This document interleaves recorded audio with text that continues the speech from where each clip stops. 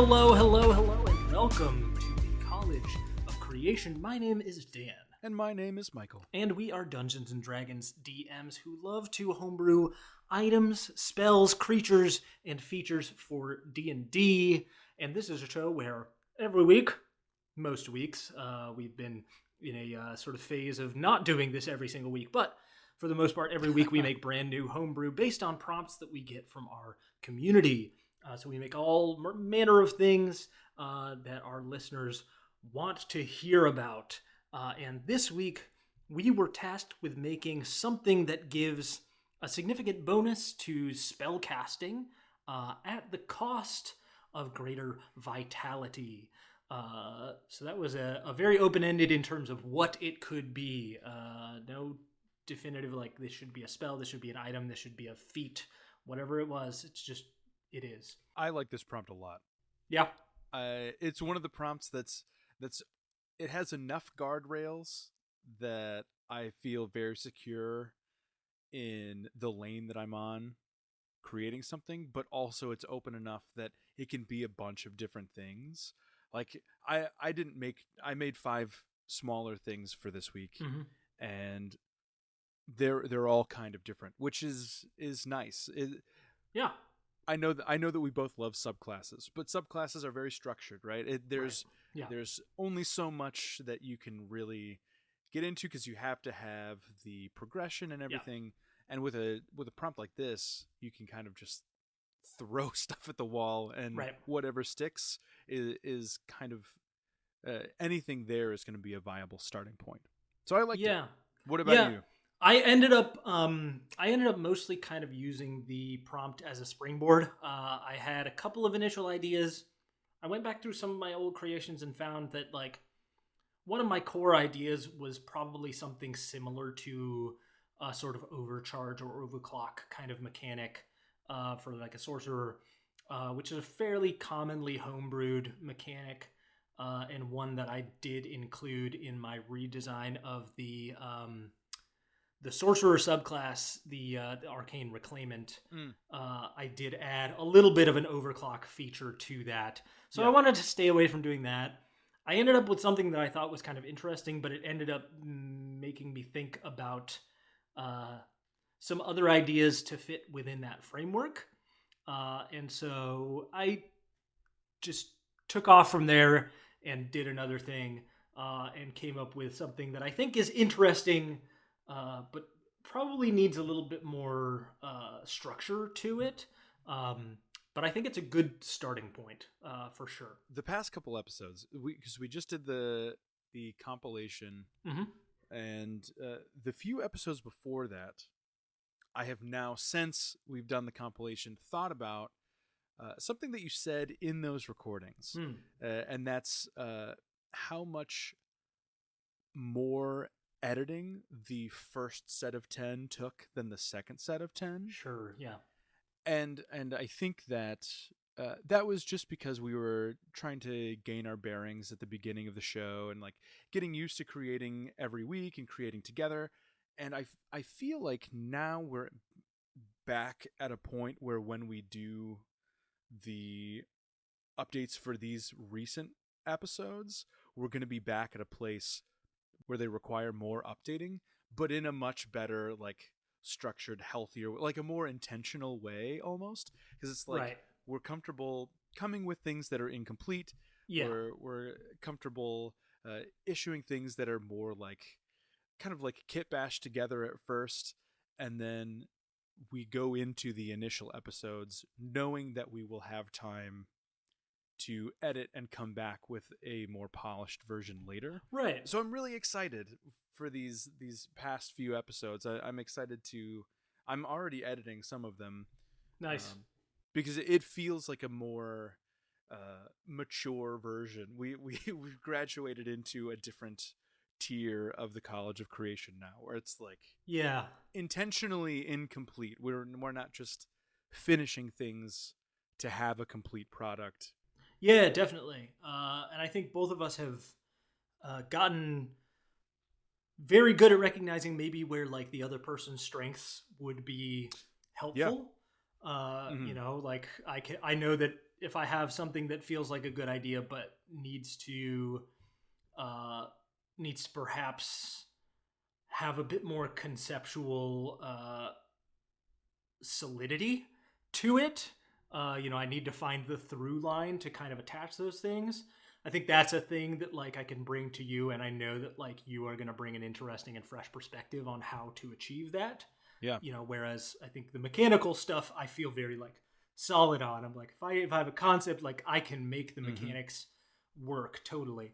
So that's also very cool to like, yeah, like you say, develop into a more intentionally less polished version than maybe the first handful of episodes that were not so intentionally less polished.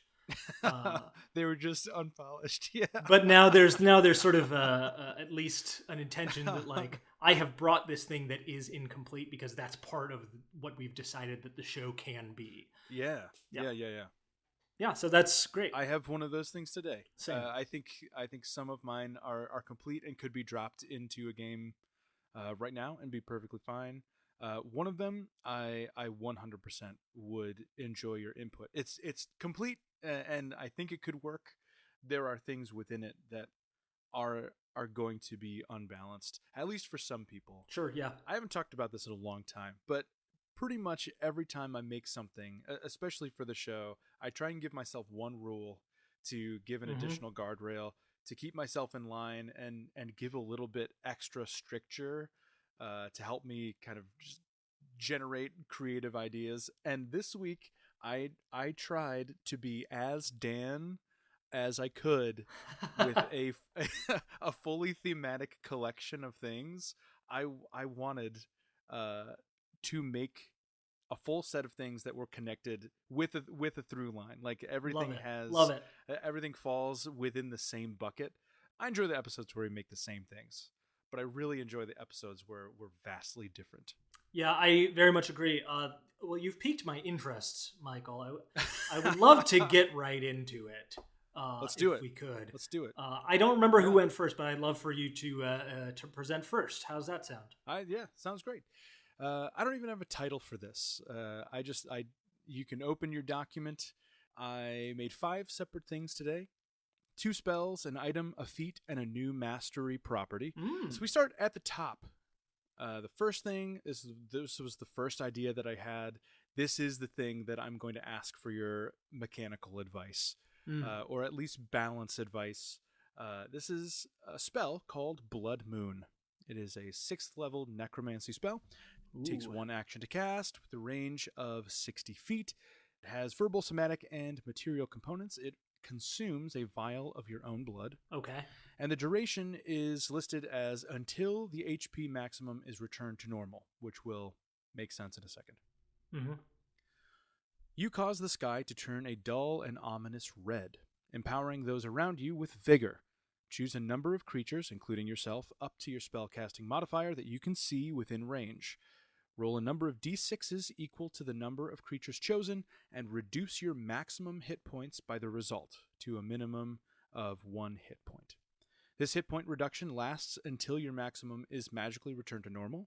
So that could be like through a wish spell or however you could do that by other Mm-hmm. means. You are reduced to 0 hit points, or you complete a long rest. So eventually it does turn to normal automatically. Yeah.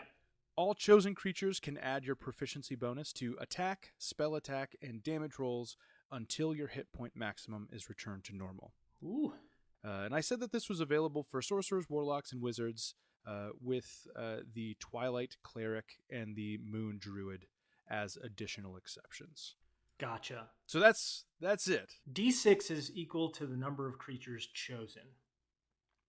So if you only choose one Right. creature, you could theoretically choose yourself, and on average, dock yourself three to four Yeah. hit points, and it's not that bad. Yeah.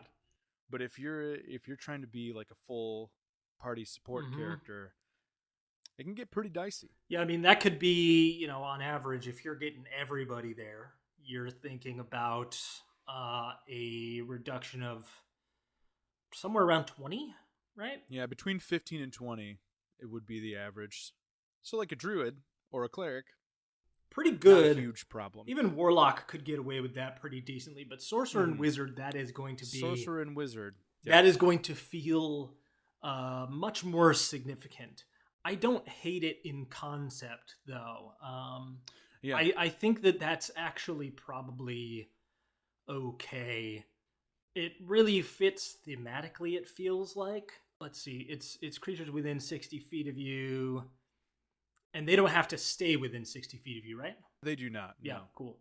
So you just do this sort of as a special thing, maybe pre-battle or immediately first thing in battle, and you just give everybody a nice little bonus, and then go back to glass cannoning at the back, Yeah, which feels as pretty long good. as you keep yourself protected. Yeah, Ideally, you would have some type of defensive right. idea in place already before you cast this. Yeah, yeah. If you don't, I don't know why you would use this, but who knows? I actually think for the most part the balance is pretty good. Oh, great. I don't. I mean, yeah, like you said, I think it just requires that the sorcerer and wizard who might use this lean more heavily into the sort of recommended playstyle for that if they don't have the hit Yeah. points to spend. Mhm. It might be more rare that a wizard will take this, but I think a necromancy wizard would have a great time with something like this. It seems like a cool vibe, so I like it. Thanks. I'm glad. Yeah, I wasn't sure about the balance. I'm still not sure about the spell level either. I think I like it at 6th, mostly because it feels like big magic, right? It feels like full caster level magic. It does feel like big magic. Yeah, sky turns red and you shed a little bit of your own blood. Feels like a thing that like you don't really know how to do if you haven't like really committed yourself to some level of intense magic. Right. 6th feels pretty good to me actually. I even wouldn't totally hate it coming up to 7th. I think it's not bad or broken at 6th or anything like that, but I'm just thinking of like the number of options that are available as you get higher past 6th to there isn't really anything like that within those higher tiers, I don't think. Yeah, the only change I made, I had it at 7th originally, and I had it as D4s, like a D4 per Sure. creature you choose, and I moved it down. When I moved it down to 6, I changed it. I moved it up a die size. Yeah. And that's everything else I kept it the same. Yeah. I was thinking from the beginning, like right as I had this idea, it's always going to be one of those spells that one group of people is going to think it's underpowered and useless, and the other group of people is going to think that it's way overpowered and crazy to even think of. It's going to be like a silvery barbs, Right. where people either ban it or or think that it actually is not very powerful at all. It is a little bit of a tricky one, I think. Upcasting this would be pretty rare from this level, I think, but not bad. Proficiency bonus when you would first get access to this would be a +4, right? Yes. And so you would be adding +4 to attack rolls, spell attack rolls, and all damage rolls, essentially indefinitely to up to like 5 creatures is probably likely at that point. Between 4 and 5 creatures, yeah. I mean, that is a strong bonus. So part of me does like a little bit want to put that at one level higher just because that is a significant bonus to both spell and weapon attack and damage rolls. Yeah. My knee jerk is that 7th is right, but I could be wrong. I think it would require testing to know for sure. But I feel like D6's is right too, though. Maybe I'll throw it into a game at some point and see how it works. Yeah, sounds good. What else you got? Moving on, I have my second spell. This is called Vital Missile. This is a cantrip. As of right now, the only ranged cantrip that deals necrotic damage is Toll the Dead, which I like. I like Toll the Dead. It's a great spell. And I like that a lot of damage-dealing cantrips have like an additional effect. And with Toll the Dead, you're kind of capitalizing on the fact that your enemies are lacking health. So you get a damage boost if you are attacking an enemy that is not at its maximum hit points. So with this, with Vital Missile, same range, 60 feet, you fire a mote of undulating crimson energy. Make a ranged spell attack against one creature within range. On a hit, the target takes 1d6 necrotic damage. If you choose to inflict 1d6 necrotic damage on yourself as part of this spell's casting, an additional damage die is rolled on a hit. So you get a bonus to 2d6 right at first level. If you choose to take some damage yourself. I thought about adding the stipulation that necrotic damage can't be reduced in any way, but I didn't. I chose to leave that out. Okay. I think that is fine. I think that's fine. Yeah. Question: with the cantrip scaling, when it bumps up to 2d6 at 5th and 3d6 at 11th, is the amount that you are inflicting on yourself also increasing with that? No, so you're just inflicting 1d6 to have an additional d6. Gotcha. So when you get up to like, level, it'd be 3d6, 11th, 4d6, 17th, 5d6. Okay, gotcha. If you choose to take the damage. Sure, yeah. Okay, interesting. So it's a choice. You can not do that and just have it be a nice mid-range cantrip. Nice and simple. I also feel like this one could use playtesting to determine that 1d6 necrotic damage taken to yourself. That's going to have really whatever the opposite of diminishing returns is. At higher levels, that's going to be a no-brainer. You're always going to be taking that, like, on average 3 damage. Oh, yeah. To deal an additional d6. But will the additional d6 outweigh how much less that is feeling like it's a penalty? Probably not. Yeah. You know how loath I am to tie too much to proficiency bonus. Yeah. But it almost feels like choosing to inflict your proficiency bonus necrotic damage on yourself might scale a little bit at the very least. You're guaranteed a 6. It doesn't scale wildly. Crazy high levels, yeah. But like you're already way up there, so like the 6. Who cares? The difference between that like 4 and 6 isn't that big of a deal, but you also don't run the risk at low levels of rolling a 6 on that when you really can't afford to roll a 6 on that. Yeah. So you're kind of guaranteeing yourself, okay, 2, I know I'm going to do 2, so like I can deal with that. That's fine. We're all good. We're all good. I don't think it needs playtesting more than any more probably tweaking at the moment, but that's just a thought that entered my brain, so I figured I'd say it. Sweet. Moving down the list, I have an item. I call this the Bio Battery. It is a wondrous item that varies in rarity, and it requires attunement by a spellcaster. This circular metal disc measures about 2 inches in diameter, and the perimeter of one of its faces is lined with razor-thin adamantine needles. To attune to it, the disc must be pressed onto a flat part of your body, so all of the needles puncture skin. While attuned, your number of hit dice is decreased, and you gain additional spell slots according to the table below. When attuning to a very rare or legendary bio battery, you must choose between the 2 options at the time of attunement. So I have a table included here. If you attune to an uncommon bio battery, you lose 1 hit die, and you gain a single level 1 spell slot. Rare, you also lose 1 hit die, but you gain a 2nd level spell slot. For very rare, you lose 2 hit dice, and you can either gain 1 level 3 slot or 2 level 1 slots. And if you attune to a legendary battery, you lose 3 hit die, but you gain either 1 level 4 slot or 2 level 2 slots. I think that is pretty cool. I think you've landed on another metric for vitality, and that is the number of hit dice available. Hit dice, yeah. So that's cool. So I did differentiate a little bit. I did diversify. Yeah, no, it's within the same realm, but it is a slightly different take. And I don't think there's that many things that like increase or reduce your actual hit dice. Very few. There are a handful of things I think that increase your ability to use hit dice. Yeah. But not as many that like change the number of them that you have. My next thing is a feat. I call this Blood Sport. This is a fighting style feat. Prerequisite, the fighting style feature. Nice. You know the Wrathful Smite spell, and as long as you have more than half of your hit point maximum, You can cast it by inflicting 1d6 necrotic damage on yourself. Okay, cool. So if you're below half, you no longer have this property available. But if you are above half of your health, you can cast Wrathful Smite as a bonus action on a weapon attack. Do you get any free uses of it, or is it just your vitality? All free uses, as long as you inflict damage on yourself. Okay.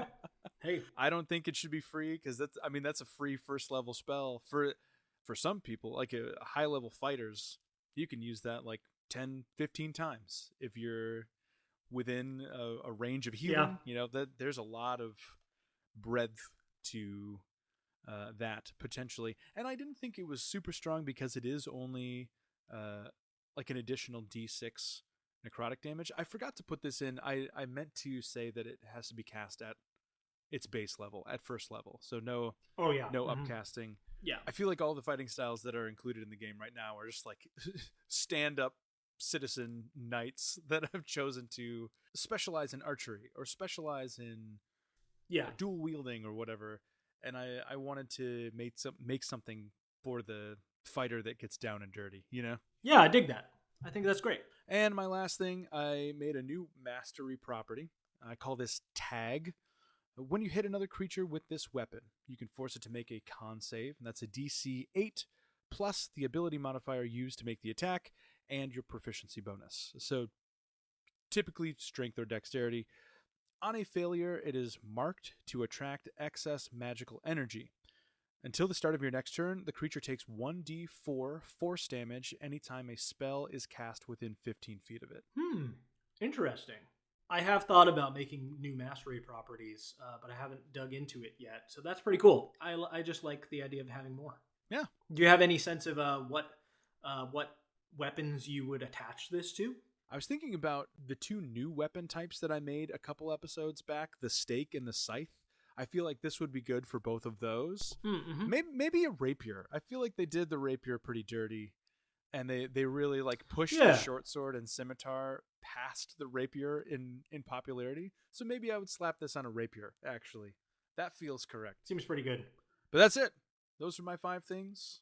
I like it. A little bit different, but all under the same kind of umbrella there. You know what I just thought is maybe interesting? Maybe this is the kind of weapon mastery property that only exists on magical weapons. Ooh, yeah. I don't think those things really exist within the game yet, right? It's like you have a +1 longsword, but it still has the same longsword mastery property. Maybe this would be sort of a special one that exists on magical items due to its connection to magic. Cool. Great. What about you?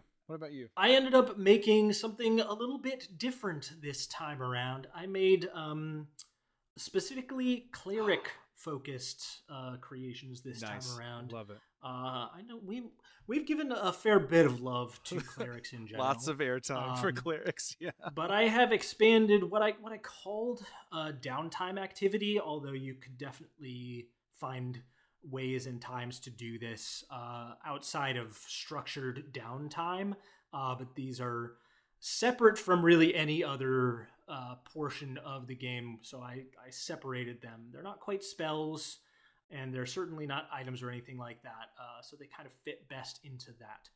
I call these divine rights. It is not uncommon for clerics to regularly pray to their deities for guidance and aid on a regular basis, but some requests go beyond the boundaries of a single prayer or a simple act of ritual magic. For these aims, clerics must learn or develop sacramental rites that take far longer to carry out and require exacting preparation of materials and spaces. But it is said that if one correctly carries out such a request, they will be rewarded. So to carry out a divine rite, you must meet the cleric level requirement, the alignment requirement, and be a follower of the specified domain. Each divine rite also has a ritual time and a material cost. If the rite affects supplicants, you can choose a number of creatures up to your cleric level who are present for the entire ritual time. And if your rite is interrupted, the effects do not take place, but the material components are also not consumed. I love this. The first one is the one that has the closest falls closest in line with the actual prompt, granting a spellcasting bonus at the cost of vitality. So I'll read that one first. This is the Rite of Ascension. This is a 7th level rite, so you must be a 7th level cleric to carry it out. It has a ritual time of 8 hours. It requires that you be of the Arcana, Knowledge, or Order domain. It does not require a specific alignment, but does have a material cost of arcane and divine texts, scrolls, and tomes worth 500 gold or more, which the rite then consumes. Nice. Each supplicant is granted a +2 bonus to its spell attack modifier and spell save DC, and can restore 5 levels worth of expended spell slots during a short rest for the next 24 hours. At the end of the duration, each supplicant gains 1 level of exhaustion and cannot cast spells other than cantrips for the next 24 hours. So this is like, we need extra magic for this next period, knowing that afterwards we will have drained that magic. We're sort of gathering up what we can now, using from the future a bit. Divine haste. Indeed, yeah, more or less divine haste, but for a longer period of time, more people, and a bit broader. The second one is actually the one that I like the best, that I think actually fits the closest into a downtime activity definition a little bit more clearly. This is the Rite of Creation. The Rite of Creation is also a 7th level rite, and it requires a bastion with a special facility, at least one special facility. Nice. This is a ritual time of 12 hours. Your required domains for this one are either Forge, Life, Nature, or Peace. And you must be good aligned, and it requires a set of artisan's tools and 100 or more gold pieces, which the rite consumes. All this rite does is you can immediately gain the benefits of a craft, harvest, recruit, or trade order from one of your bastion facilities. You cannot give the same order on the next bastion turn. So for those of you who might be listening and aren't aware of the new sort of bastion rules, the idea with those is that you have a base of operations for your party. The sort of specified time in the book is that every 7 days there is a bastion turn. And it is during that time that all kinds of things can happen to your base of operations.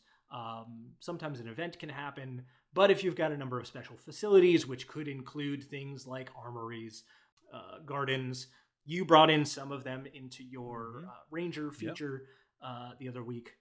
They give you a bunch of cool things, and you can kind of develop your base of operations and expand it as you have downtime and hire on more hirelings and things like that. But the idea is that when that 7th day comes around and it's the bastion turn, you give an order. That order can be like maintain, or it can be a number of other things, or it can be craft, harvest, recruit, or trade, which usually give you an item, a handful of items, treasure, things like that. And usually it takes basically until the next bastion turn for that work to get done. It takes 7 days for most of those things. This basically just overcomes. You're basically putting a rush order on whatever you want right now. You're like, I need this right now.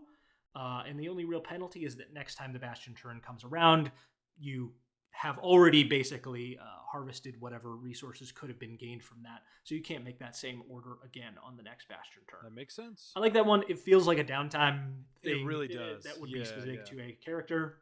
I like it. We also have the Rite of Sacrifice. This is a 9th level rite requiring 8 hours. You must be of the Death, Grave, or War domains. And you must have a non-good alignment.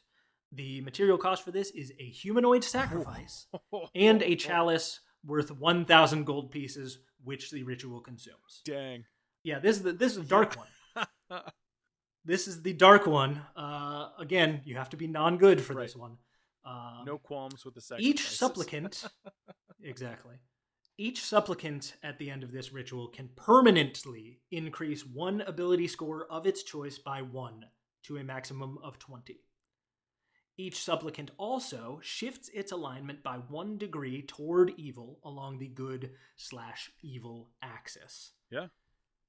That's the penalty for that one. It is actually quite evil to be sacrificing a humanoid and spending a gold chalice to gain more power. Yeah, that's Yeah, that that's one. wild. I like it a lot. This one requires such a specific table too. Like there. I mean, we've talked it Yeah. to death how many tables don't really care about alignment anymore. I certainly do. I think it's hyper important, but there are plenty of people, rightfully so, that really don't give alignment the time of day. Uh, I'm sure for some people that burden doesn't matter at all. Sacrifice away. I'll be evil all day, every day. That's not a problem. Yeah. But for specific tables, that can be huge. Like that very quickly can turn you from a hero into a very different type of party. I certainly have like loose reputation mechanics to some degree at some of my tables, Yeah. where like someone with an evil alignment, like an explicitly evil alignment, uh, will definitely be noticed in places and have a reputation that is bad. It will become much harder, and ideally, that's the kind of table you would use this at, right? Obviously, if your table isn't about alignment at all, I would recommend a different penalty for this. Drawing the ire of the gods in some way, perhaps, would be an option for this. Each time you do this, you have to roll a percentile dice, and with increasing frequency, some ire of other gods or other good aligned entities might turn towards you, a la deck of many things, right? You now have a bounty on your head from the divine planes. And then we finally have the Rite of Secrecy. I also like this one quite a lot. It's a 5th level rite, so a little bit on the lower end. It requires 4 hours and requires you to be of the Knowledge, Trickery, or Twilight domains, and no required alignment for this one. As a material cost, you need a sewing needle, and you need 20 gold pieces or more from each supplicant, which the rite consumes. So everybody involved in the carrying out of this rite has to pay. You specify a single event that occurred within the preceding 24 hours. Each supplicant is sworn to secrecy regarding the chosen event.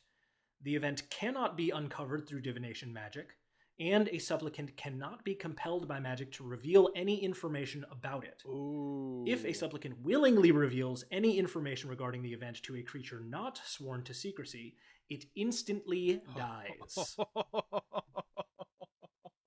That's such a good. Oh, wow. Talk about a narrative driver, right? Yeah.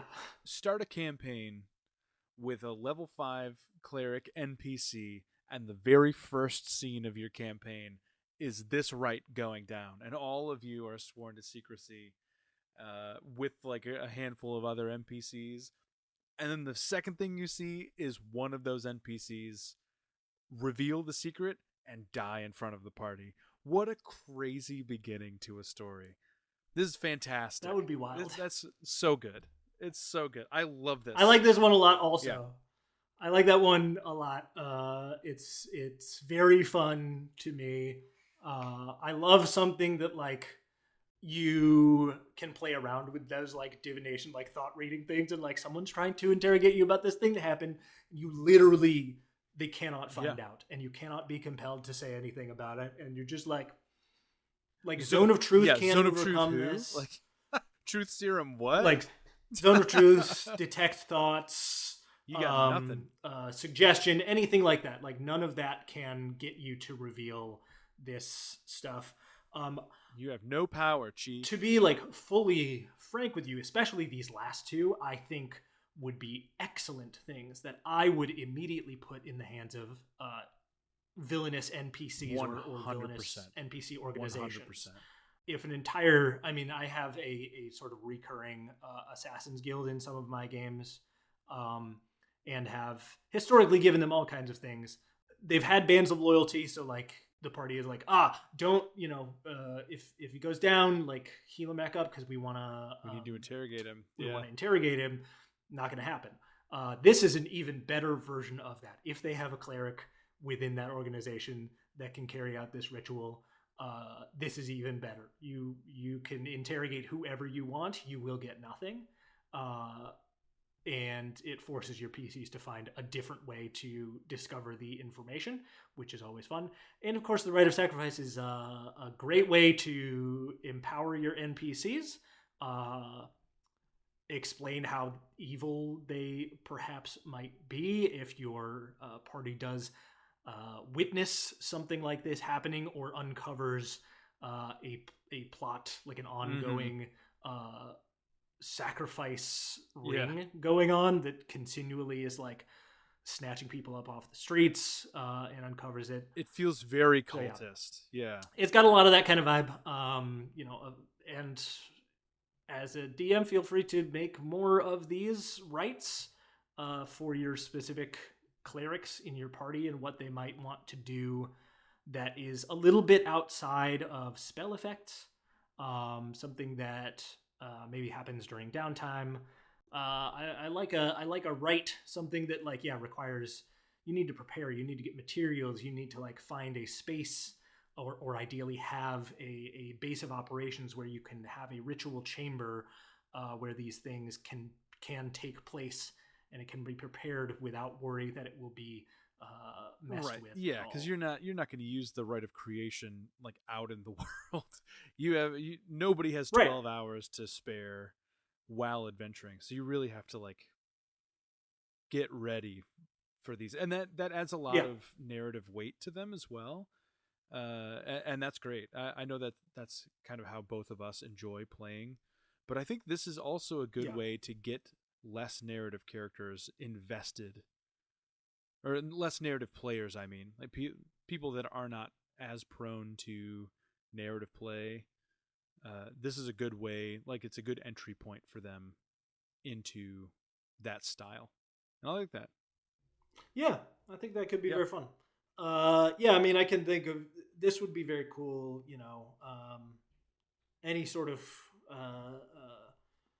preparation or partnership with a town. You could come up with some sort of rite of protection to cast a warding spell around a whole city. There isn't really a full spell of a significantly accessible enough level to do such a thing. But maybe you have a brotherhood of clerics that can work together in order to create and maintain a rite of that nature in preparation of some oncoming attack or something like Hogwarts that. That would be really cool to involve. Yeah, really cool to involve your cleric in the making of. I am currently adding more rites to our list of prompts. Oh, fun. Yeah, we're going to make these. We're going to make more of these. Yeah, I think it would be...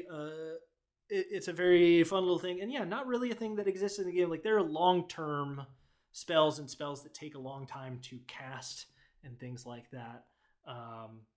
But they don't always scratch that same itch.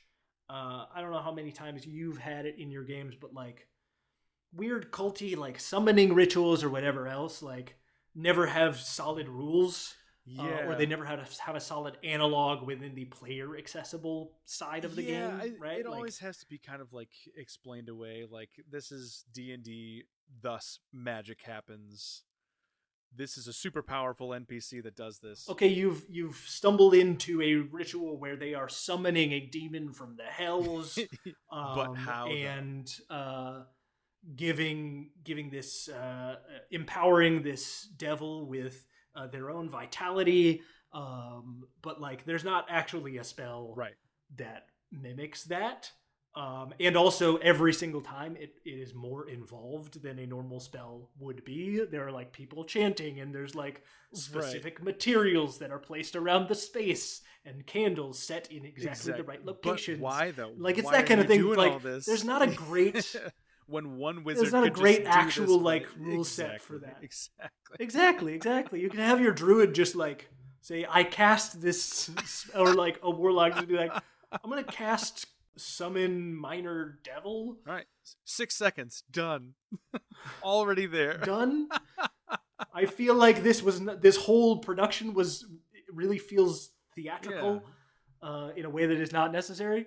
So I'm into creating more robust rule sets for that to be like, okay, but what is that actually? What's actually happening here Right. from a like mechanical standpoint? Because I think the more robust the mechanics, the more creative the players can get with addressing it. Well, it has to deal with Like, scope, you know, right? Like I think right? about like specifically ninth level spells, like Wish obviously is kind of open ended in that way, but things like Meteor Swarm, where it's just this giant area of devastation, uh, that Yeah, that is cool. But like, what other ways can you play with scope outside of just casting range? You know, like for sure. rights have the possibility of doing a lot of other things that are not restricted by spell mechanics. Like it can really Yeah, populate itself out into more facets of the game, much more organically, and that's great. I like it a lot, and I can't wait to roll that yeah. prompt and make my own. Well, you don't need to wait, Michael. You can just create whatever you want whenever you Fair. want. I'm gonna start right after we finish recording this. Only rights for the next week. uh, well, what a grand time. I really like the vibes of all of your Thank you. creations there. Thank you.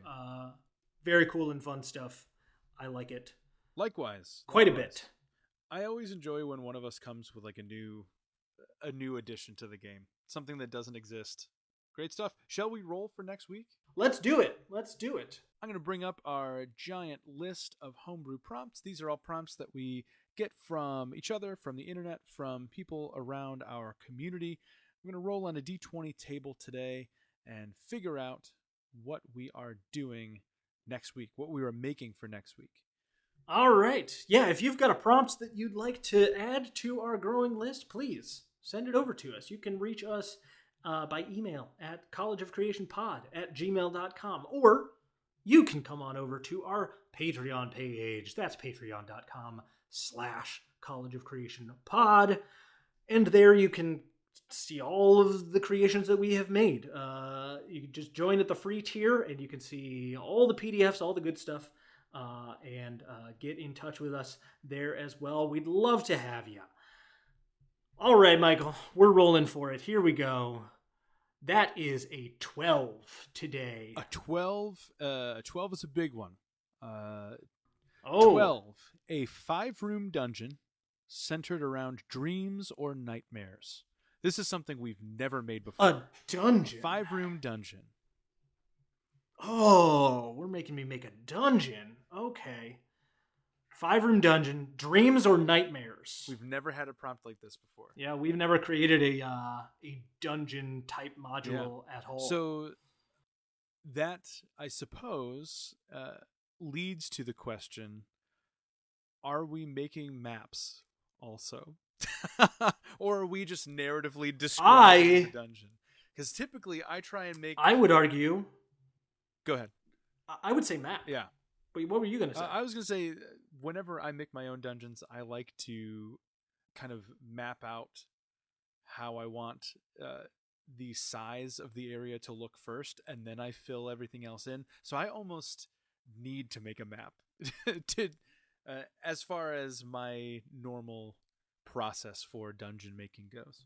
I am very likely also going to just make a full map as well, because I function very similarly. I like to get a sense of the space so that I can really get the details This in is there. cool. But I'm into it. Yeah. This is great. I kind of like it. Yeah. Making a map. Okay. Yeah. 5-room dungeon Yeah. that has something to do with dreams and or nightmares. What a cool prompt. Michael, I have an idea about this. Hit me. And you can veto this if you want. Okay. I'm just coming up with this on the spot. What's the best way to experience a dungeon? Oh man. Are you insinuating that we are going to do 2 mini sessions next week? I think we may have to do 2 mini sessions Okay. where we do the next 2 episodes are you playing through my dungeon and me playing through your dungeon. Yeah. Yeah, I think that's a good idea. I think that's Okay, a good let's do idea. it. I'm excited about this. And then we can do a little bit of a post hoc Yeah, situation at yeah, the yeah. end to discuss what how we came up with the Yeah. ideas Talk therein through and how we exactly. got through it. Exactly. Yeah, that's a great Yeah, idea. that sounds like That's a fun. great idea. Well, thanks for creating with me today. I'm so glad you're back in the States. I'm glad that you had a great Yes. trip overseas. Thank you again for listening to the show. You can get a hold of us at all the places Dan listed earlier. We'd love to hear from you. Uh, Dan, you've been out of the country on vacation this whole time. Yes. Would you today like to give something to the listeners before we say goodbye? Sure. I don't have anything prepped for this, but I will say broadly in general. I just got back from a trip to Japan. It was the first time I have ever been to Japan. It's the first time I've ever been to Asia. I have been to Europe a number of times, but never to Asia, China, South Korea, Vietnam, anything like that. Never been out that part of the world. And what I will say for everyone, and I think this applies broadly to travel and all of your other pursuits in life. Uh, there are a lot of times in your life that you will not feel comfortable. You will not feel at home in the place where you are or doing the activity that you are doing. You will feel like a foreigner in a foreign land and completely out of your depth. It is okay to make mistakes. It is okay to admit that you do not understand all the time everything that is expected of you, required of you, or what to do, perhaps. And it is okay to rely on the kindness of others to help you through those moments should you need it. And it actually is good to acknowledge that you can't know everything all the time or be at home in every single situation. You can't know what you don't know. And really the most important thing is being open to those new experiences, being willing to learn, and being willing to help other people when they are expressing those same concerns and fears around you. So I would encourage all of you to try and hold on to that mindset as much as you can. 100% agree. I haven't been on a long distance trip like that for quite some time. But I can only imagine how how out of your depth you must have felt, just like getting into that. It can feel very disorienting not knowing how to read anything, not understanding the language. Like really not being able to read anything is quite a thing that messes with the brain, right? At least in many parts of Europe, the alphabet is the same. So you at least kind of know the phonemes more or less. It's very different to not even know the phonemes going on. But it's okay, you know? Oh yeah. Yeah, absolutely. It's okay to not have all of that information. You do your best and you grow as you learn. Well, Dan, yeah, I appreciate your creations and your insights today. You as well. And I will talk to you and all of the listeners again next week. Thank you for listening, and we will see you very soon. Bye-bye. Goodbye.